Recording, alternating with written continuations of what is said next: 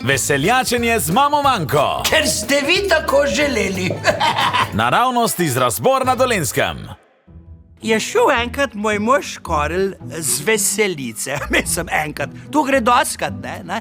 In on se ga vsakeč, ko gre na veselico, nabrkla do konca. Ne? Jaz tega res ne razumem, da se ga mora res vsakeč tako napet. Ampak je bil nazadnje vsaj tako priseben, da se je domov grede ni vsul za volan, ampak je poklical taksi. Halo, taksi.